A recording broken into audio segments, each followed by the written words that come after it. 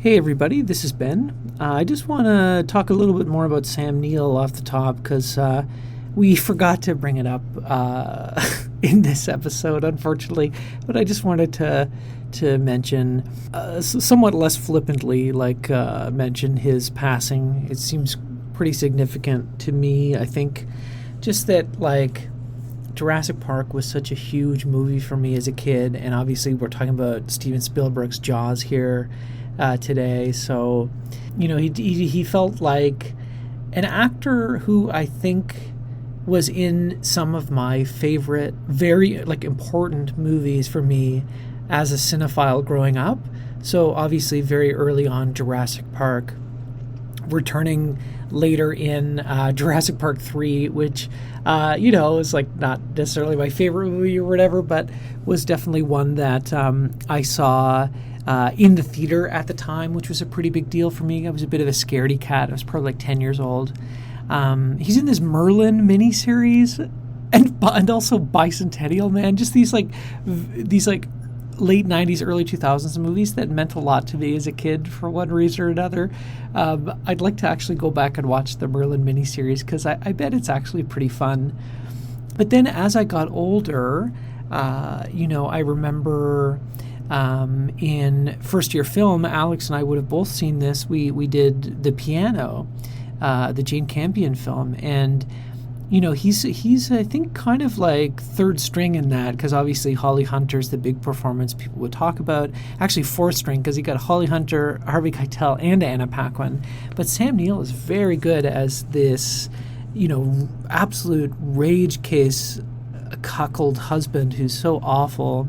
In fact, he plays the cuckold many times, cuckolded by science and dinosaurs, cuckolded by In Possession, of course, one of my favorite, I don't know if it is my anymore, but at a time, definitely one of my favorite movies that I watched when I was in my mid-20s, probably about 10 or 11 years ago or something, and really made a strong impression on me. His performance in that is so incredible, and not something I think, obviously they're remaking Possession right now with hot young stars Margaret Qualley and Callum Turner, and obviously the focus is Margaret Qualley going to be able to give this kind of career-defining, absolute unhinged performance that Isabella Gianni had given in that film. And of course, that performance is iconic and incredible.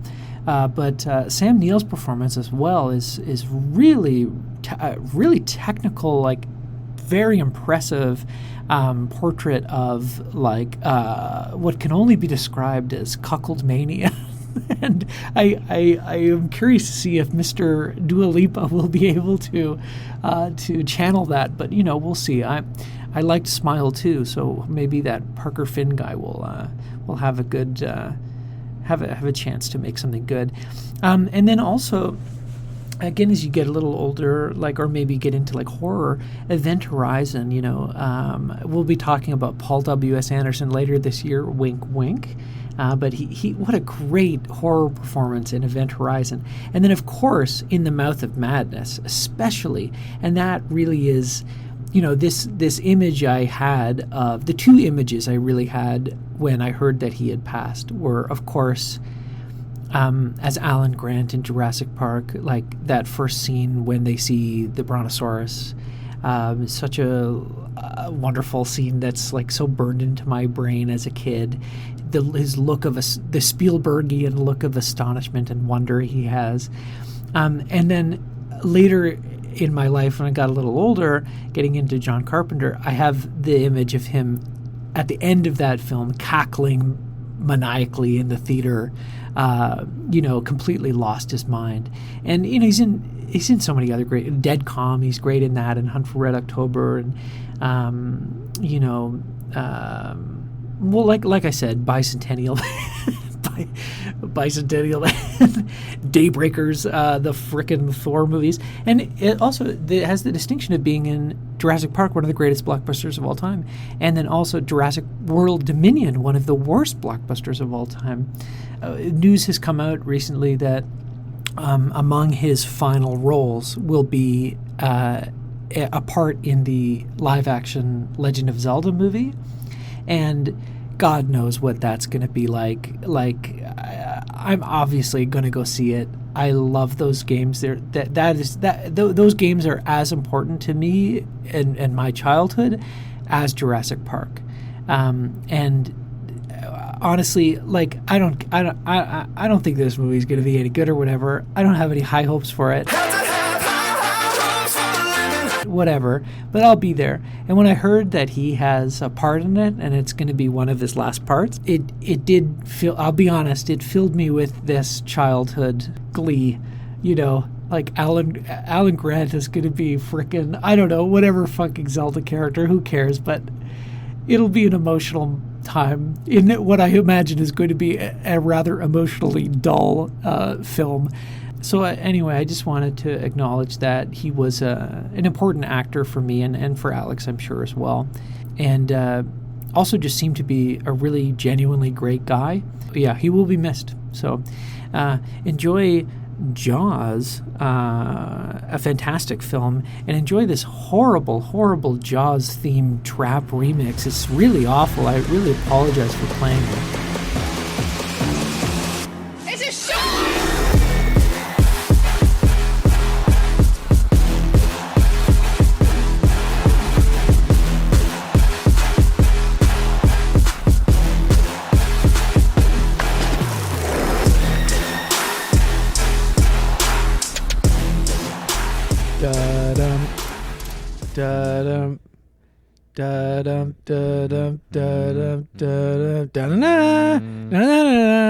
Y'all know me. That's Quint's first line. Did you know that? Did you watch it again? Yeah, I mean, you watched it last night. Yeah. Did you notice that Quint's first line? Okay, now technically, if you go to the IMDb quotes page, there's a line before the famous scene where Quint is scratching the chalkboard and he introduces himself.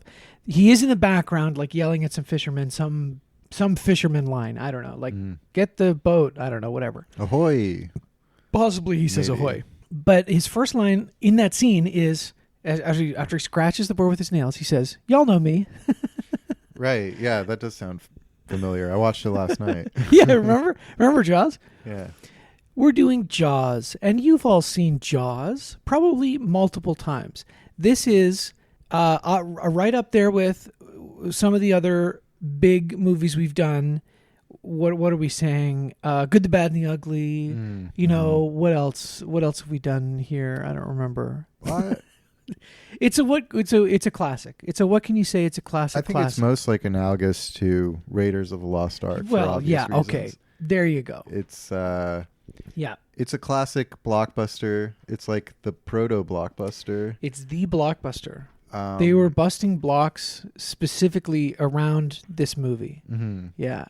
And they had cops busting skulls, people screaming, "I need to see Jaws again. Oh, I was so scared. I need to see it again." What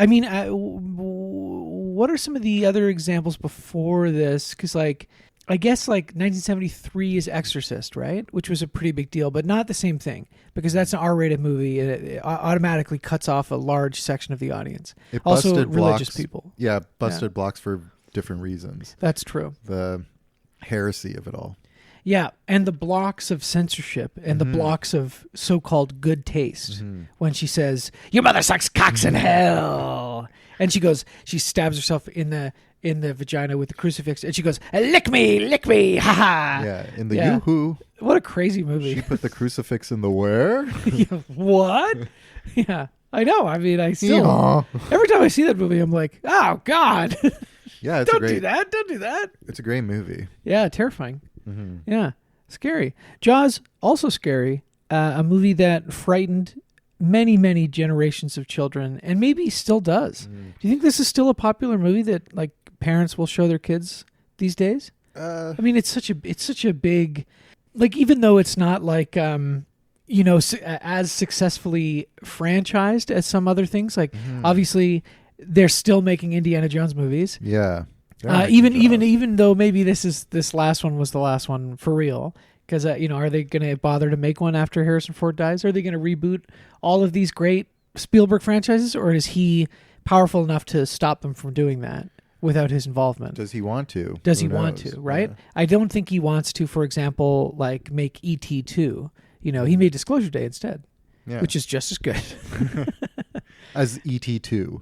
It's just as good as the Just as good as a hypothetical hypothetical ET2. Yeah, well, I don't know. I mean, I really like ET. Yeah, Jaws, there have been many, many ripoffs. Some, you know, knowingly, funnily, like a piranha sort of situation, or alligator or whatever. Some just very poor, like, you know, tons of... at some point for this series, I do want to watch the Italian Jaws ripoff from the mid 90s, so pretty late in the cycle of ripoffs, called Cruel Jaws. And Cruel Jaws, most of the shark footage is footage from other movies, including great. the Jaws movies.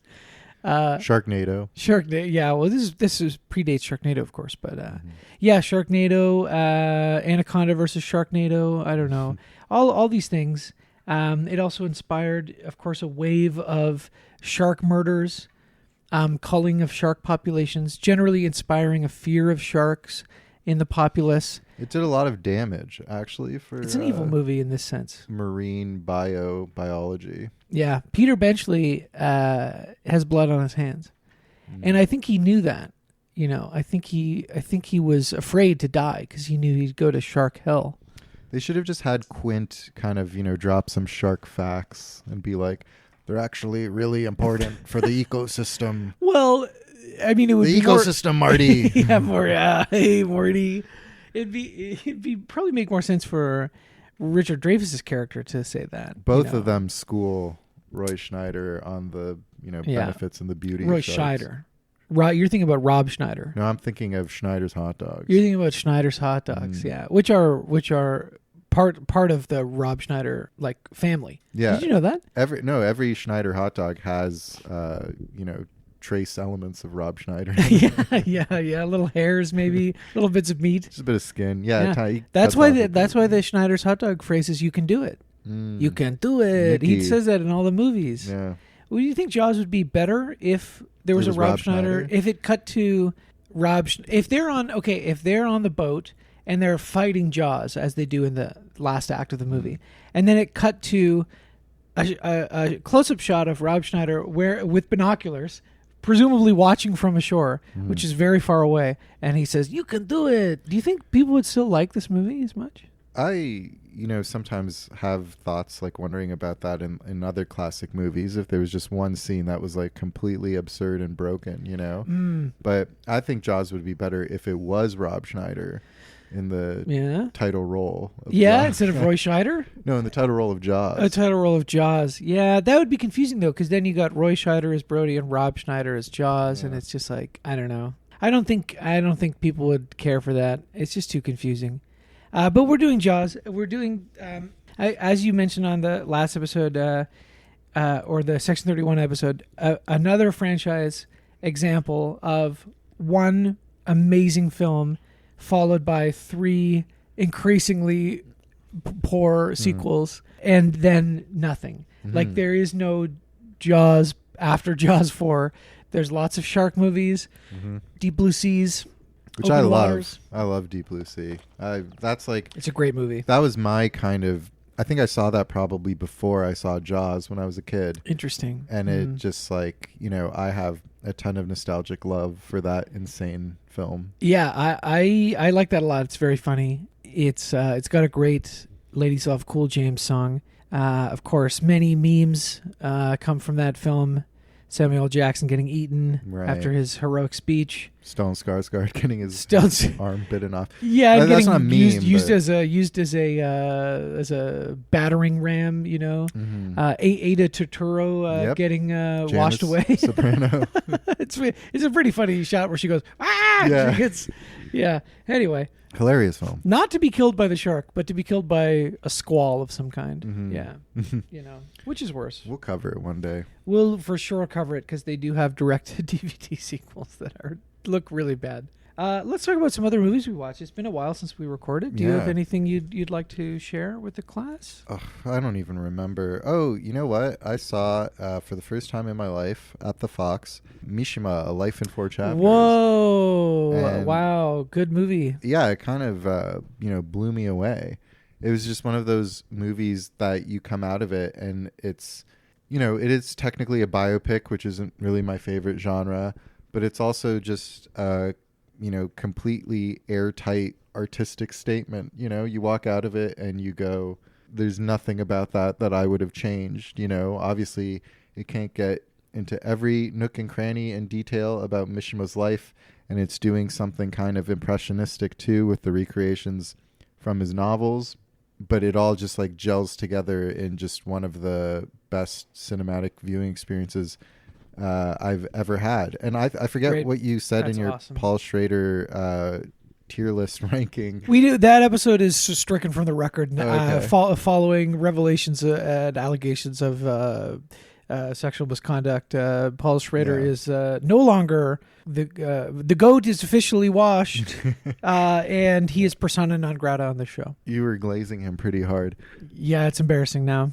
But What can you say? Many such cases as well. All I'll say. for many sure, such cases. many such cases. But I do I don't know. Did you have it as like one of his best movies, if not the best? Yeah, for sure, 100%. Okay. It's probably his best. If it's not his best, it's at least in the top 3 for Yeah. sure, 100%. And great to see a producing credit from Frankie Ford Coppola, and George Lucas too. That's a fun surprise when you see the L Man in the credits of anything. But yeah, I love that. Amazing score by Philip Glass as well. Just all around like a absolute masterclass of cinema as an art form, Similarly, I also watched that new movie Gail Daughtry and the Celebrity Sex Pass, and it was fun and cute and made me laugh a few times. It was weird. I feel like, David Wayne, Ken Marino, all those guys from the state, I came out of it, and of course it's got like, their kind of sarcastic attitude, and they dip into like some darker humor from time to time. Yeah. But it felt like their edge had been kind of blunted a bit. Well, you get older. Yeah, They're old. Yeah, I hear they have like an online jam band and stuff like that. They're just older men who like to jam out. Wayne was at the Lightbox introducing it one of those nights. That's great. I know. I wish I was there. I mean, that to me, like, as someone who is, I wouldn't necessarily say is a favorite director of mine or a hero of mine or whatever. But at the same time, to be in the same room, in the presence of Wayne, I would have freaked out. I would have been like, wow, because like Wet Hot That's American David Summer Wayne. is like, yeah. That's the director of The 10. That's the director of one of my favorite films, The 10, which in fact is 10 even better films, each film better than the last. That's true. That movie has some funny jokes. I give it 10 out of 10 commandments. I haven't Easily. seen it since high school. I think that's a really good way to have seen it, and maybe you shouldn't ever go back. Or revisit it. Yeah, It's like the Decalogue. yeah. Kind of is like the Decalogue. It is like yeah. it's literally the Decalogue. Yeah. Anyway, yeah, those are the. It was fine. It was funny. It was cute. It was nice to see some of that troupe back on screen. Yeah, I'll for sure watch that. I wanted to see it in the theater, but it didn't have any time for it. It's light. It's fluffy. It's not amazing, but it did the trick. Nice. Anyway, those are the two I'll shout out: Mishima, Life in 4 Chapters, and Gail Daughtry and the Daughtry. Celebrity Sex Pass. If only Mishima himself had a celebrity sex pass, It would have solved all his problems. he you would. know? He probably wouldn't have had to commit seppuku. Yeah. Although I don't know. You know what you should watch now as a supplement to Mishima, the film, is the short film Mishima directed, Patriotism, which is almost a seppuku fetish film, which also is a subgenre of Japanese fetish film that I have discovered. It's like, there's like some Harakiri DVD of like all these fetish films that Unearthed Films put out at one point. I have not seen them, but Patriotism is in the Criterion Collection and therefore high art. But it's like a very loving recreation of like, and you of like someone committing seppuku. You're watching it and you're like, he clearly is like obsessed with this. he himself fetishized Japanese traditionalism in a big way. Big time. Big time. And wasn't, I was watching it and I was kind of like, he reminds me of Gavin McInnes in some ways. Sure, his Gavin little private McInnes. army, the Proud Boys. Yeah. If only Gavin. Traditionalism. Yeah, if only Gavin McInnes would cut his belly open and have someone cut his head off. Shane Smith, the other guy. Yeah, the other guy. I don't know. They seem to keep distance from each other. I feel like the Shane guy doesn't want to be associated with all the Nazi stuff. They're yeah. nemesis. I don't know. That whole thing. Even though we're Canadian, try not to think about it. So are they, aren't they? Well, Shane is. Well, that's what I mean. It's a national shame. It's a disgrace. Right. Yeah. But it'll be good fodder for a Paul Schrader movie at some point in time. Well, it's funny you mention that because just despite being, I guess, whatever you call it these days, canceled, whatever that means materially, obviously in this case, I don't think it means much because he has a new movie premiering at Venice. Already? Yeah. And guess what it's about? It's about cancel culture. Is it? Yeah. What's it called? I don't know. Fucking, I don't know. Something, whatever. Oh, no. It's like the basics of philosophy or something. And it's about a philosophy professor who gets canceled in some way. Guess we're going to Venice. Yep. Get ready. Get your gondolier outfit out of the closet. I know it's in there. My little straw hat. You're so cute in it. You're good at gondoliering because you're tall. Yeah. I think that's how it works. Or are they all short? I don't remember. I can just use my arms to steer the gondola. I don't need the long pole. That's good. Yeah. Just make sure to wash your arms after because it's yucky down there. It smells. Yeah. All right. I watch a lot of movies, of course. I will talk about them quickly. Pennies from Heaven, great movie. Going to go back and watch the BBC miniseries. If you are looking for a depressing musical, a Dancer in the Dark style, he must have watched this, right? Sadness porn. It's basically the same thing as Dancer in the Dark. So. But instead of Bjork, it's Steve Martin, Bernadette Peters. That's funny. Christopher Walken in a memorable supporting role. We also have two Monkey Businesses. Monkey Business from the 30s, the Marx Brothers movie, hilarious. Monkey Business from the 50s, the Howard Hawks movie, also very funny. Which one has a monkey in it? Actually has a monkey in it? Do you know? The earlier one. Really? You're so wrong. That's what you'd think, eh? Yeah. You'd think, the Marx Brothers and a monkey. The fifth Marx Brother, you'd think. Wrong. They played it fast and loose back then, They were like, bring out the monkey. Yep, you're wrong. Okay. You're so wrong. Sorry. No. It's not an apology. It's just something you have to accept. You're wrong. Okay. I went to Halifax very briefly and got, because my parents had rented a cottage, and I saw my brother and his family and my little nephew and everything, and my sister-in-law, and they had some DVDs there. And I looked at them, and it's always funny to see what the cottage DVDs are. Mostly pretty bad. They had a Ron James comedy special signed by Ron James himself. Halifax. Blackfly himself. Nova Scotia local, yeah. That's right. I know, I should have stolen it, right? Yeah. It's probably worth something. There was one DVD that was turned around, so I couldn't see it. And I picked it out, and I was like, oh my God, it's The Aviator. This is great. This is easily the best movie there. And it's, I think, as you'll remember in our Scorsese ranking episode, which includes some Paul Schrader talk, but is not stricken from the record as of yet. Yeah. The Aviator was one I wasn't able to revisit in time. I haven't seen it. I've only seen it once, and it was probably a long time ago, maybe in high school or something. I wanted to watch that, but it's too long, and nobody wanted to watch it. So we picked Open Water, the shark movie. Hey, there you go. Yeah, and I had seen it before, obviously when it came out. And at this point, I was like, okay, well, this could be interesting, as far as the merits of early digital photography, right? Because it's one of those movies, and it does look pretty interesting. It's some of the acting's a little clunky and some of the writing's a little clunky, but it's a pretty solid movie. And it's specifically in relation to Jaws, the filmmakers are professional divers themselves and wanted to portray sharks in a naturalistic way. So they use real footage of real sharks flipping around. I'm not sure exactly how they filmed it because it's quite impressive. There's a couple of shots where you're like, wow, the shark is really close to these actors, right? but it's not like at all like Jaws. It's not like a a evil brooding menace. Like it's not specifically out to get you. It's just a wild animal that is like sees you in the water, takes a little nip because it's curious, and then all of a sudden, you're bleeding out, right? Yeah. Creepy movie. Extremely movie, creepy. yeah. And I imagine it instilled thalassophobia in a lot of people. Yeah, I think so. Luckily, we were in a lake, and no such sharks existed. I watched a lot of other stuff. I've been doing a kind of a two sort of things. Like I'm watching a lot of Odyssey adaptations. I haven't been able to see it yet.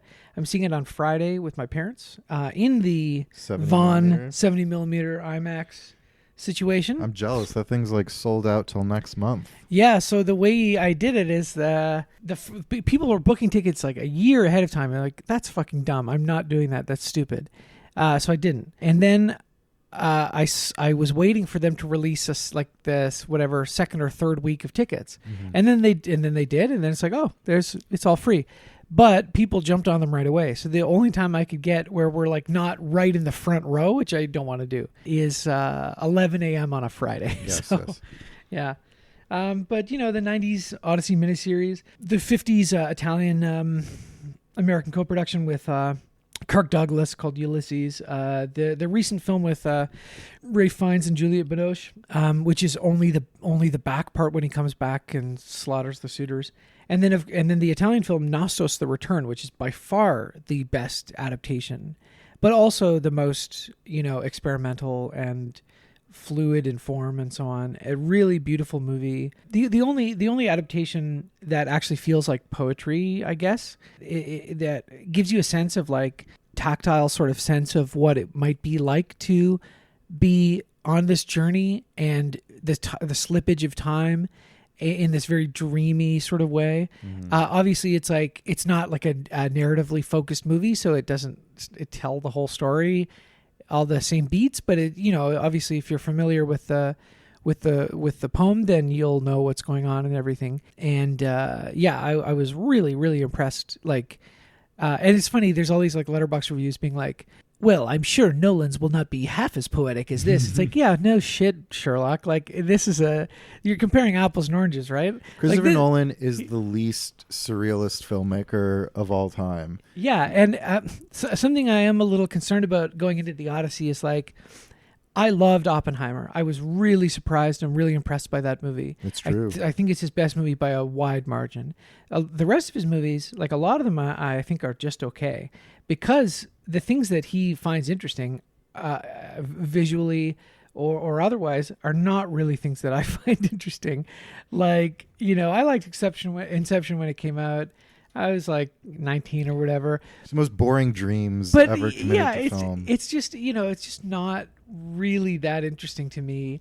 Same with something like Interstellar. I find very corny and like, and the Odyssey just seems like he's just like such a sexless filmmaker too, and that's like such a big part of it. And I feel like there's not going to be anything like that in the movie. I feel like his interest in time and in works like Tenet, obviously, or Dunkirk or whatever, is sort of suited to something like the Odyssey. But I just I feel like it's just not going to feel the same way as something like in Nostos, But of course, like, this is silly. Like, we're comparing like this big blockbuster filmmaker to like an art filmmaker, right? So I don't know. Yeah, but whatever. He even kind of has like a really boring obsession with time, and it's never anything like super like artful or poetic done with it. It's more just like, yeah, isn't this interesting and logical, and like, isn't this kind of cool? But like, the Odyssey is like a great story, and I have a feeling if anyone can make like a competent retelling of it in the modern age and glorious IMAX, shot the whole thing in IMAX, it's him. Oh, so. Totally. As far as the spectacle goes, I think it'll be like, from what I'm hearing, a lot of even people who like don't really like it, they're like, it's like the greatest 3-star movie ever made. And that sounds great. Anyway, and then I'm also watching a lot of Richard Fleischer movies, who made such movies that I love, like 10 Rillington Place and Boston Strangler, and also some real dog shit like frickin' Dr. Dolittle and like that's probably as bad as it gets. You're a very balanced person. Yeah, well, Probably the first movie I saw way back when was Soylent Green, which I really like, and I watched that again recently. I've never seen that. Oh, you should. It's great. People, right? Yeah, it's people. Spoilers. It's the most obvious thing in the like. It's not a twist at all. It's the most obvious. So I'm watching lots of his movies. Armored Car Robbery, Violent Saturday. This is what movies used to be called. Mr. Majestic, starring Charles Bronson as a melon farmer named Vince Majestic. This is what movies used to be called. Follow Me Quietly. Narrow Margin is really good. That's the one Joel was bringing up, the one on the train.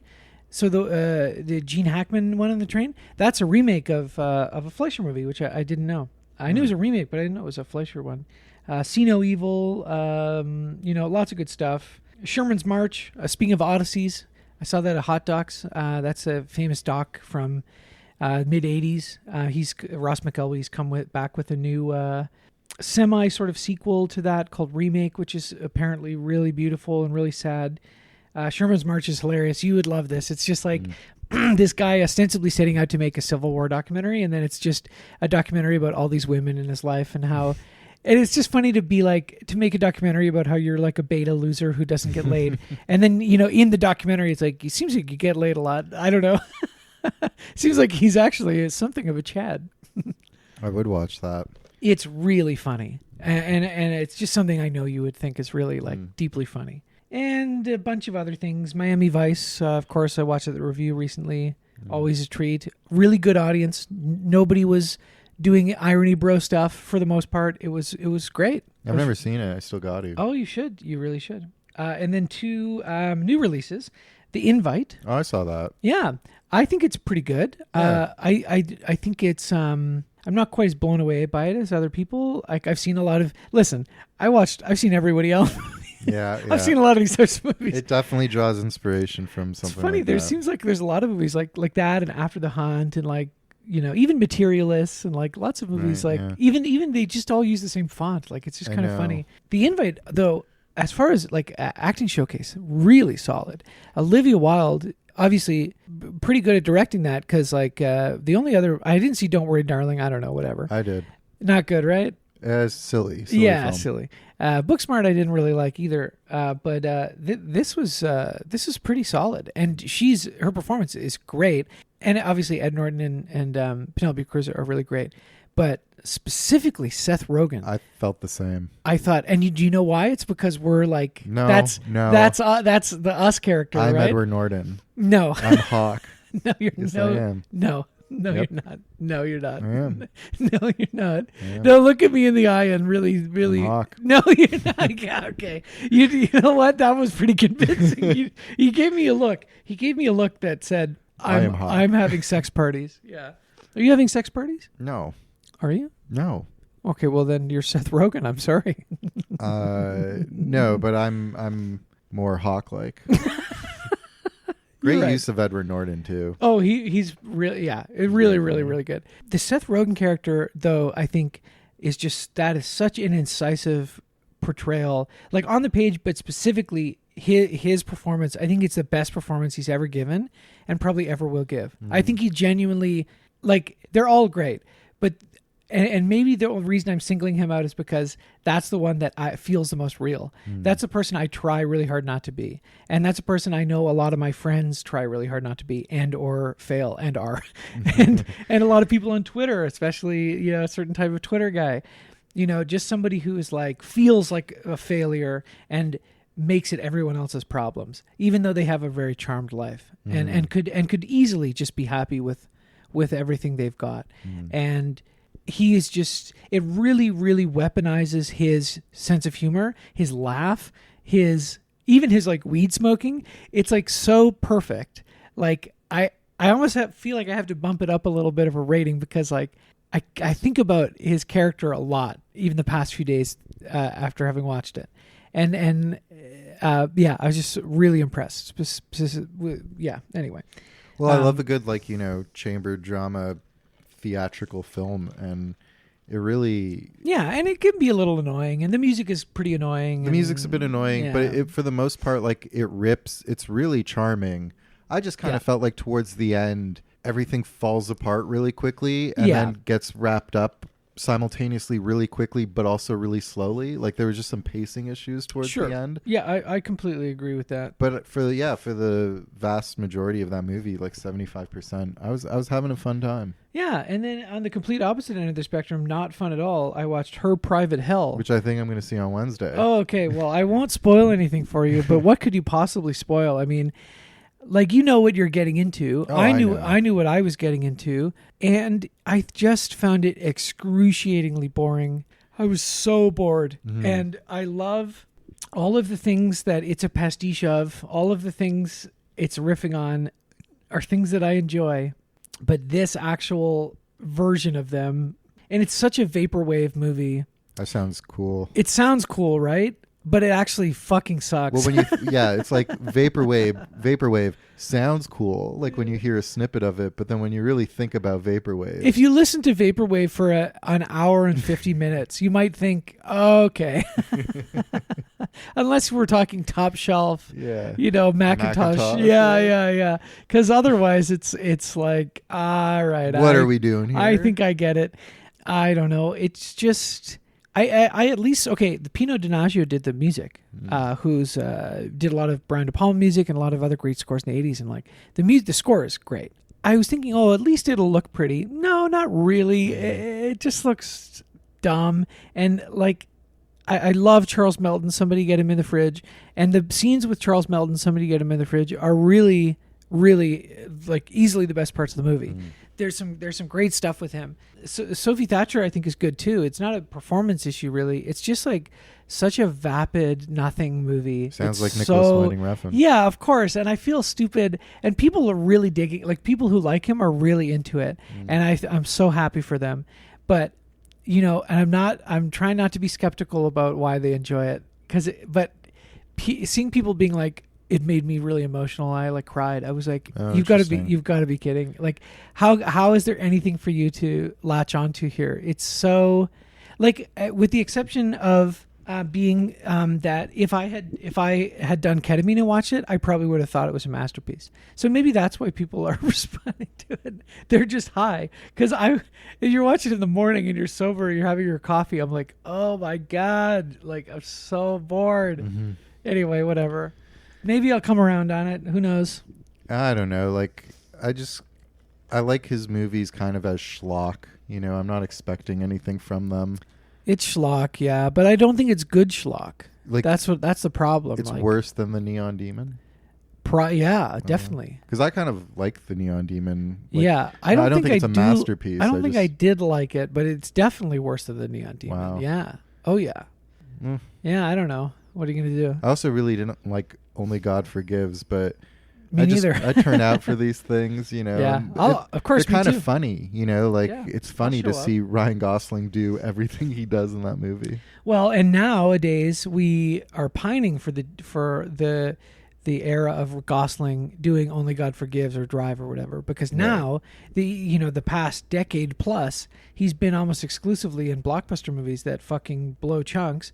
Obviously he is good in Barbie and whatever, but that's also sort of part of it. And now he's fucking Ghost Rider. Ghost Rider? Yeah, he's Ghost Rider. Oh, That's what I got to say about that. that was a squelcher. Yeah, ride that ghost. Yeah, Ryan. a fart is like a ghost. Hmm. A fart is like a ghost, right? It lingers. It's a energy. A fart is like a ghost. It lingers. That's all you need to say. That's Do the you have episode. to? Do you have to? Let's talk about freaking Jaws and then go home. Let's do And it. by go home, I mean go to work. Yep. Uh-oh. Alex is at work right now. and I'm also on my way to work. Jaws. What can you say? Yeah. Really, what can you say? You know what? You know what I will say is, like, I was watching this. It's a similar kind of thing, like when we did An American Werewolf in London, although I like Great picture. Jaws more than that, where it's like I'm watching it and I recognize, like, so many iconic moments, so influential. Without it, we wouldn't have had Deep Blue Sea and everything. Incredibly, like, entertaining, and it rips, and it's kind of like it's what every big blockbuster attempts to do now, which is make you feel for the characters or have interesting characters, and usually they fail. Jaws kind of succeeds on all those fronts, I'll give it like, 5 stars, but it's for me, for some reason, it's just like 5 stars without a heart on Letterboxd, because I don't just like cream my pants for it the way other people seem to. You didn't cream, eh? Although I acknowledge that like it's an excellent movie, similar to Mishima. There's not a thing I would change about it except for maybe Quint and Hooper. Yeah, Hooper have a conversation about why sharks are actually good and important. That's right. Irresponsible otherwise. Yeah, irresponsible otherwise. But yeah, I just I don't know. I don't like lose my mind over it or anything. And it's like one of those things. You didn't cream your jeans, boyo. It's like it's like a 5-star movie that I'm not as interested in kind of like watching again, or it's not one of the movies that comes on. Like if it's on TV where I'm just like, well, I guess I'm sitting down and watching Jaws. Okay. Yeah. Okay. That's fair. I love this movie. I think it's one of Spielberg's best movies. But yeah, I think so too. Yeah, yeah. I think for me, I've just seen it so many times. I've seen it a lot as a kid, and I was really scared of it. And I remember my mom telling me stories about seeing it in the theater and being really scared. Like when she was younger. Well, she's afraid of sharks. Yeah, I wonder if it's because of this. But wait, how old would she have? I mean, how old is my mom? Oh, she would have been an early teenager when this came out. So, they would have been scared. Yeah. Yeah, I remember after the first time I saw it, I think we were... I don't remember when exactly I saw it, but I do remember shortly after having seen it, being on a vacation and being in a pool in a hotel room and being scared. You know what I mean? Like I think it was an outdoor pool, so it's closer to being an open bottle of water. It wasn't an indoor pool. But thinking about just like floating there and thinking about what if there was a shark that ate me. And I mean, I wasn't even that young really. I was like old enough to be like, you should have known better. Obviously I knew better, but I remember just being like, ooh, this is the first time I've swam after seeing Jaws. Like it's creepy, Yeah, I've seen it many times, but possibly the first time I'd ever seen it in a theater was just a few weeks ago with a friend of the show, past and future guest Jordan. And one of the reasons we were going to go see Once Upon a Time in China afterwards, which was also fantastic, and I hadn't seen before. And then we saw they're showing Jaws on a 35 millimeter print, right? So that also adds a bit of special texture to it. I had remembered like a year previous or a few years maybe running into Jordan and his family outside the review, and they had just watched Jaws. And he had taken them, and he said, I think he had said maybe at least his mom hadn't seen it, or maybe like one of his brothers hadn't seen it. I don't remember.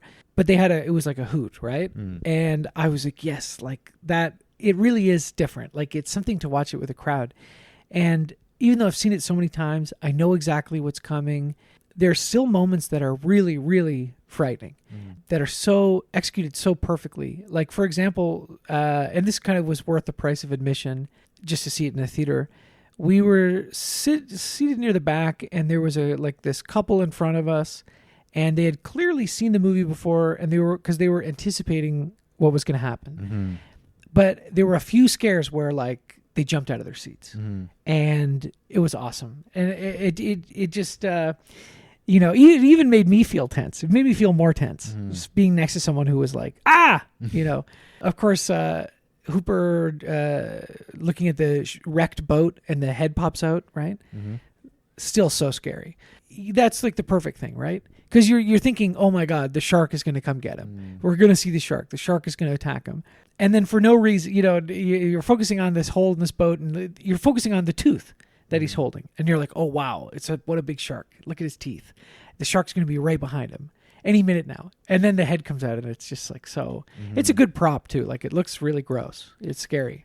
I watched it last night, to get ready for this, and I'd come in from out of town, and was with Ruby, and she'd seen it before, and was like doing some puttering around and stuff while I was like kind of watching it. But then she caught a bit of it and wanted to go to bed like quite early, but it ended up just it had that effect on her where she like sat down, and was just like, oh yeah, and was like getting like really, invested and kind of spooked by some of the scares as well, like that moment in particular.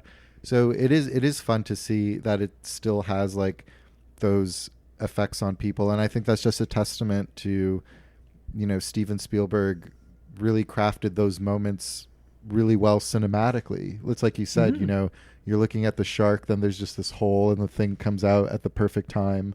I like we're gonna need a bigger boat moment is just still so well done, like surprising. It's really the first time you get a good look at the shark too, which is crazy. And I mean, we all know we're not, you've all seen fucking Jaws. You've all fucked Jaws a million times probably. And he's got a key to your apartment. And I don't need to tell you all the stuff about how the shark didn't work. They called it Bruce, right? Bruce was the name of the freaking shark. Yeah. And it was broken down all the time, and they had to be, so, which is so funny because it's like, that's the film. That's the entire film. The entire film of using those point of view shots, using the John Williams score, suggestion, little glimpses of the shark. It makes it so much scarier. It seems so intimidating, so much scarier than but even the shots where it really is flopping around and you're like, okay, this is like, pretty silly. Like it's still scary. Because they withhold it so much, just the right amount, and they give you just the right amount of like actual looks at the shark, and it's so perfect, and it just seems like something that would be completely designed in the first place. Like this is the concept, but of course this is the magic of movies, right? And I'm sure if the shark had worked, it would still be a good movie, but I don't think it would be quite as iconic, right? Because the whole time, what's the best view of the shark before it jumps out after he's chumming the water is like maybe when it's swimming in the pond, right? Yeah. And even then it's obscured under the water, right? Yeah, you mostly, get a better sense of its kind of length from seeing its, fin you see how big the top of its tail. Yeah. So we don't need to tell you the plot. You've all seen it. I guarantee you've seen it. If you haven't seen Jaws for some reason, I do think, and it's okay if you haven't. We the franchisees embrace cinephiles of all types, of all ages, and everybody along their journey. We accept you. If you're just getting into movies, if you've watched a lot of movies, if you hate movies, whatever, like we're here for you, right? Yeah. So if you haven't seen Jaws, I'm not going to make fun of you, but get your ass to the water, jump in and watch it in the pool. It's a really great time, and it is like, the blueprint and the foundation for every summer blockbuster you've ever seen. It's pretty crazy. Yeah. And even the whole like it's so neat how even modern movies don't even have like, the good sense to do this, but it does take its time in both teasing the shark but also like developing like a real interesting story before they kind of set off for that last kind of 20 minutes where they're just kind of on a boat in the middle of the hunting the shark. It's really engaging stuff. It's the classic like the good guy wants to do something, but then the man tells him like, no, it's got to be this way or something, and then there's a bit of like, not too big, but there's a bit of a let's assemble the team thing going on too, and it's just a rip-roaring time and very engaging. Yeah, I remember after getting into this movie reading the book. And the book is not like well written particularly interesting. And there's some changes, I think pretty sure Hooper gets killed and what other things like that. It's like whatever. But it's a great idea. It's a great idea, and there's something so primally terrifying of like a killer animal, right? Like I think everybody is afraid in one way or another of like a violent death, right? Lord knows I am. Yeah. Well, listen, this is how fear rules everything around me. Freem, get the money. Dollar bill, y'all. And when we're talking about Freem, I'm thinking accidental death. I'm thinking, sure. So, well, this is not really present of mind because we're in the safest city, despite what the National Post might try to sell you. We're in a very safe city of Toronto where I'm not worried about getting murdered or whatever. But just as is terrifying, maybe not just as, but on a similar level of like, say, getting murdered by somebody, which I think would be really quite terrifying, is getting attacked and killed by a wild animal. I've always been sort of fascinated by this. It's just so upsetting because it upsets like the natural law of nature and the natural food chain of which we are comfortably on top because we have big brains and guns, baby. We have providence. We manifest destiny. Mama said, fulfill the prophecy, be something great. Go make a legacy, manifest destiny. Of animals. Yeah, sorry, animals. Dominion. We have Dominion. We do. Yeah, you can watch. There's a great movie about that called Dominion, which might make you think otherwise. That we should all get trampled to death by cows for what we've done to them, which is true. Which is true. I'm not saying this is a good thing. I'm not saying it's the natural way of things, but we're on top, right? And we feel pretty comfortable. And so whenever I hear about somebody getting attacked and killed, I mean, this hiker and killed by a grizzly bear the other day. Yeah, not too long ago.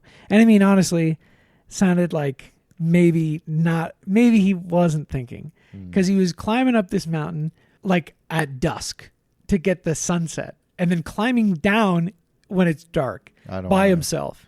Ran into a bear, as in, and they think, and this is why they didn't hunt and kill the bear, because it's not the bear's fault. He ran into the bear, like, surprise, the bear's right there. Bear kills him immediately because the bear doesn't know, like, right? It wasn't like the bear stalking him like Jaws and blah blah blah. And so this is the thing, right? That I think is so terrifying is that in real life, what they say about animals is generally true. They're more scared of you than you are of them, right? Of course, we do get aberrations, and Jaws is the ultimate aberration. A shark that is seemingly so huge and so feral and so evil, ontologically evil, that it will like kill children and then as we see in my favorite film of the franchise, Jaws for the Revenge, telepathically communicate to other sharks to carry on its legacy of revenge and kill the entire Brody family. I'm looking forward to that. Well, you'll think it's funny at the very least. Yeah, I'm sure I will. I mean, it sounds funny. It's pretty funny. Michael Caine's in there too. Oh no. Oh yeah, Michael Caine's in there. Yeah, he's terrorized by the shark. In this movie, we have a great cast. Lorraine Gray, of course, who we will see in Jaws for the Revenge, who gets the starring role of the greatest film of the franchise. Roy Scheider, who is just like, in some of the best movies of the 70s and 80s, like, this and Sorcerer and all that jazz. And I guess he's French Connection. Like, he's in lots of stuff. He's such a great actor. Richard Dreyfuss, more a fan of him as a man, his politics, and actually more a fan of his son, Ben Dreyfuss. Do you know who Ben Dreyfuss is? No, tell me about Ben Dreyfuss. He's the worst, like, kind of Nepo baby pundit guy. He's so annoying. He's so wrong about everything. Oh, no. He's such an annoying prick, and it's so funny to like think about, because Richard Dreyfuss is like a nut now also. It's funny to think about them at the dinner table, just like what conversations must they have, Well, that presupposes that they have dinner together, which no, that's they haven't since I'm 1998. I'm sure they haven't. Yeah. Richard Dreyfuss is great in this movie, though. Yep. He's so funny and charming in this. Kind of like smarmy, like a bit like, Yeah. full of himself. He's the only one who understands marine biology, Well, yeah. Yahoos. And then of course Quint, played by local actor Quint as himself. Robert Shaw, who is another great actor. I haven't seen as many of his movies. Like, I haven't seen A Man for All Seasons, which I know is one of his movies that he's really acclaimed in. And what else? I really want to see the Friedkin Pinter collaboration, The Birthday Party. She's supposed to be very good in as well. But yeah, another great actor who was really not that old when this movie was made. He's like in his 40s, Oh man, Yeah, when I know. we were watching it, and the little boy dies, who you referenced, Kinder boy. the Kinder boy, and then his mom slaps Roy. Yeah. I was like, that's like meant to be like a 30-year-old woman, like that's back in the day, like that's Well, a woman in her like mid-30s. Probably, yeah. She looks like a grandma. She does. unfortunately. Like, Well, yeah, she does. it made me feel bad. Well, yeah, totally. And the main trio is so great. There's something for everybody. There's a way in for everybody. Like obviously Brody is the main character, right? He's the one who we're supposed to identify with. He's the one he's the hero. He's the one whose perspective we're seeing through most of the time. But you can also Hooper can be a good surrogate character for the audience, for those who think they're smarter than everybody else, like maybe us, and then Quint for the old I'm Hawk. I keep telling you, you're I'm Hawk, yeah, and I'm Penelope Cruz, and I'm gonna peg you later. I'm Hawk. Look at my boobas, Seth Mhm. Rogen. Look at my booba. That's what she says, That's true. and he's like, oh. Great witty dialogue. Seth, look at my boobas. Look at my booba. Yeah, no, what the fuck? Oh yeah, I gotta go 420, blaze it. When they went, yeah, fuck. Maybe I underrated that movie. They just specific. I'm not as in love with it as like other people are, but like me neither. But there's solid. something about the Seth Rogen character is too real, man. I know too many guys like that. Yeah, no, I felt very seen in the Hawk character. Firefighter. Felt very, very seen. Yeah, former firefighter. And yeah, people can relate to Quint. Yeah, of course. The the Salton survivalist, like the wild people out there who hunt. Sure. And the nature boys. I'll catch a shark for you. $500 half a shark, $1,000 whole shark. Shark go in the water. I'll find him for 3,000 and I'll kill him for 10. Shark go in the water. Ben go in the water. Shark get out of the water. Is Ben shot? Ben's still in the water. Ben's get out of the water. Dries himself off with a towel. The shark go back in the water. I'll get that shark. I'll get the shark for you. I'm a baby. I'm a big baby shark. Oh yeah, do. That's how we'll have to open the episode. Yeah, yeah. Every episode with a different family member of that shark family. Yeah. Says Mommy baby, shark. goes Yeah. mommy, Yeah. Well, what else do you say about this? Like, obviously, this is a great movie. It's funny because we're probably gonna have more to talk about Jaws 2, 3, 4 because they're fucking bad and dumb, and also I've never seen them before. You haven't seen any of that. I have seen them, but quite a while ago, probably a decade ago. There's one scene in the second Jaws I remember when I first watched it on TV with my mom at some point, and there's one scene I remember finding disturbing. I don't know if I would again today. We'll see. Jaws 3 is pretty atrocious. It's in 3D.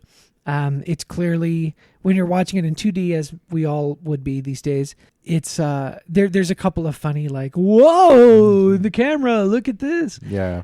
However, I have the good fortune this Friday to see it in theaters. Right, it's on playing the on review. 35 millimeter print with, like, presumably anaglyph 3D glasses. So I'll let you know how it goes. That will be a lot of fun.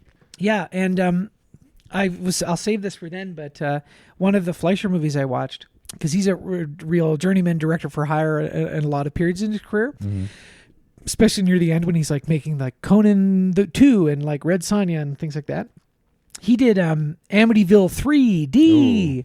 And I watched it in 2D the other day, and that movie has maybe the most uses of, like, whoa, look, there's a giant flashlight in the middle of your, or there's like a pole coming at you, and yeah, it was pretty funny. So I'll talk about that because this is all around the same time. And Jaws takes place on Amity Island, right, in New England, think which about I don't that. think is a real place, but who cares? Think about it. Well, the funny thing with Amityville is there's Amityville Horror 2 Possession, Amityville 3D, and then everything after that is like kind of because there was a ruling, the actual Amityville Horror family in real life, the actual Lutz family, was like, this is our trademark story. And they said, actually, you cannot trademark the name Amityville because it's a place, a real place.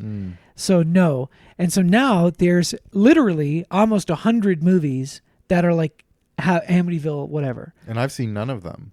I haven't Well, even seen those original horror movies about that haunting. They're not even very good. Well, sorry, that's not entirely true. Amityville Horror, I think, is kind of somewhat of a notorious, like, famous movie that is not particularly good. Okay. Amityville 2 Possession, they brought in the Italian director Damiano Damiani, and yes, I know. And yes, the Italians do it better. It is a sick and twisted movie. It's a truly, truly troubling, disgusting film, and I think it's great. Well, Yeah, Amityville 3D is dumb. maybe we'll cover it it's on the dumb. pod sometime. Well, I don't know, because you have to think: are we going to do everything that has Amityville in the title? Because that would take literally 2 or 3 years. No, the core The 1, 2, 3. horror property, and then they made a remake when they were remaking Ryan everything, Reynolds. right? Ryan Reynolds. Ryan Reynolds. Wow. Yep. I know. Can you imagine? When's he going to collaborate with Nicholas Winding Refn? When's he going to collaborate with Satan by dying and going to hell? Just kidding. That's a little harsh. Hopefully not before he makes Detective Pikachu 2. Yeah, his one good movie. Yeah, his one good movie. Yeah. Yeah, it feels whenever we do these episodes, it feels hard to talk about because it's like it's just we all know, right? You all know, surely you all know. It's too iconic, you know. It's been lampooned, parodied, and everything, influenced everything. Yeah. How about this? I'm going to give you my favorite moments in the movie over the years. Okay. So obviously the first shark attack with the hippie lady is really terrifying.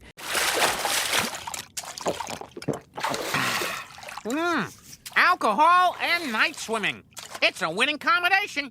When we were watching it on the 35 millimeter print, like, you know, sometimes the beginning of the print's a little rough, and then obviously when the reel changes, it's a little rough. But pretty quickly, it was like, wow, this is stunning. Like, it really looks great. It was a really nice print, and you know, those nighttime scenes look amazing, especially when you're used to watching on like a VHS. Probably the first time I watched it, and then a DVD, right? Even then, really, really beautiful scene, very terrifying. Like just the sheer terror, you know, you feel from her and her shrieks, like it really is scary. Obviously, also, you know, anytime the shark attacks, it really is one of the best scenes. Brody on the beach, like you know, when the Kintner boy is killed, like in the 3 sort of cuts into him, right? Like 1, 2, 3. Obviously, such classic, like, you know, filmmaking. You know, he taught the Zolly, right? That he takes from like Hitchcock, and so many things like that. I think what are some of my other favorite ones? Obviously, in the last section, like the kind of famous scene of them all hanging out at night, showing each other their scars, and talking about the USS Indianapolis, you know, so kind of cliche now, short form for, you know, people getting to know each other, you know, sharing some literal, you know, your battle scars and stuff, and then earning people's respect. And we even saw that in like Section 31, you know what I mean, when what's her name, like Irma Vep, like Michelle Yeoh's character, Mistress Marble, she's talking to, it was like Philippa Georgiou, and she's talking to the main leader of the Section 31 task force, who approaches her, and, you know, he's like, yeah, I had to kill my family too, you know what I mean, like you still see that kind of, like, you know, shorthand to get people connected. And Jaws probably wasn't the, you know, first movie to ever have, you know, people bonding over stuff like that, but just in the context of like a big summer blockbuster, like these are now the ways to queue up characters faster. Like at the beginning, you see him have like a really cute little moment with his kids and stuff like that, you know, and now that's just like over you, like, oh, you're supposed to care about him because he has a kid who you like barely see and isn't really in the movie in any way, you know, like at least this all feels kind of grounded and connected and real. And, you know, he cares a lot because he feels guilty about the first couple of shark attacks, but then also the the scene in the pond, right?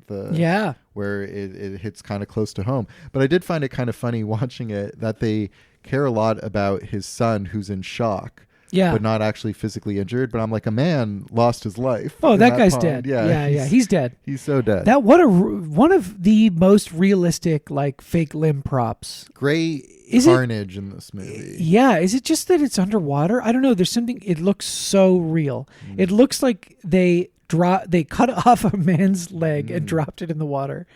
That shot of the shark swimming towards the kid and then like passing him by from the POV of the shark is one of the scariest shots in the movie, I think. Because Spielberg, that whole look of Spielbergian wonder or astonishment or fear or whatever it is, it's such a great shot. It's so scary. That shot, now that we're getting old and sentimental, obviously we don't have kids, but I have a nephew, and I'm like, that's my nephew in there, man. He's about to get eaten by a shark. That really captures like the whole thing. Just like how primally terrifying it would be.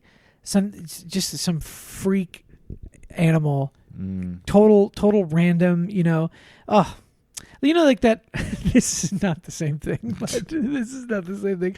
There's a famous surfer who was surfing and a swordfish jumped up and it stabbed her and impaled her in the chest. Like, oh my God. What are the chances of something like that happening, right? Incredibly low. Incredibly low. Anyway, I don't know. Death by animal is just very disturbing to me. They're supposed to be our companions, like your cat here. Oh, don't let her, sweet toothless mouth fool you. Yeah, you're right. Remember hammerhead sharks? I feel like those were really popular when we were kids, and now people don't really talk about them. I know they're have cool unique. heads. They're unique. Yeah, I think you're probably thinking of street sharks. There was a hammerhead. There was a hammerhead in It's street street sharks, sharks, but there were the other sharks too. Yeah, but the hammerhead. He was the coolest. He was the coolest. I asked for that action figure, and instead I got like the tiger shark on rollerblades or something. Street Sharks was cool. Street Sharks was cool. Why? They're not like remaking all the properties that they should be. Anyway, in a shark's mouth filled with all those like razor sharp teeth, we're giving them the max however many teeth sharks have out of however many teeth sharks have. Fantastic movie. Still very scary, I found. Engaging, fun. Yeah, funny, very funny. Funny. Lots of good jokes. Hooper, very funny. Hooper and Brody, great relationship. Quint, very funny. Should have dropped a bit more knowledge, in my opinion. Yeah. Smile, you son of a bitch. Kaboom! Remember that, because that's going to come back in Jaws 4. Okay, I'll keep that in mind. Keep that in mind. She's going to remember that as if it happened to her. Oh, God, that's like an Alien Romulus when that guy goes, "Get your hands off of her, you bitch," or something like that for no reason. David Johnson, in the same thing they announced Ryan Gosling is the new Ghost Rider. They announced David Johnson is the new Black Panther. Okay. Yeah. And part of me is like, that's awesome. Great actor. Good for him. He deserves a big break, etc. But the other part is like, well, now you're in the machine. But then also he was already freaking Alien Romulus, so whatever. Like, there's what do you do, right? What do you do as an actor in Hollywood? Like, why? But you have to get in the machine, right? You have to get swallowed by the shark. He wants to make generational wealth for his family, acting the same way that we want to make generational wealth for our families by podcasting. Yeah, exactly. I relate. Exactly. Honestly. We're all selling out. It's just different degrees. Yeah, please tell your friends about the show. Because for quality content like that, where else are you going to get that this day and age? Oof. You saw. Yeah, you brought a microphone you farted on up to your face. What'd you expect, dumbass? Anyway, we'll see you next week for Jaws 2. Jaws 2. And remember, each Jaws is better than the last. Mm-hmm. Can't wait for Jaws 2. And even the word raptor means bird of prey. That doesn't look very scary. More like a 6-foot turkey. Turkey, huh? Oh, no. Okay. Try to imagine yourself in the Cretaceous period. You get your first look at this 6-foot turkey as you enter a clearing. He moves like a bird, lightly bobbing his head. And you keep still because you think that maybe his visual acuity is based on movement, like T-Rex. And he'll lose you if you don't move. But no, not Velociraptor. You stare at him, and he just stares right back. And that's when the attack comes, not from the front, but from the side. From the other two raptors, you didn't even know were there. Because Velociraptor's a pack hunter, you see. He uses coordinated attack patterns, and he is out in force today. And he slashes at you with this 6-inch retractable claw, like a razor, on the middle toe. He doesn't bother to bite your jugular like a lion, say. No. He slashes at you here, or here. Or maybe across the belly, spilling your intestines. The point is, you are alive when they start to eat you. So, try to show a little respect.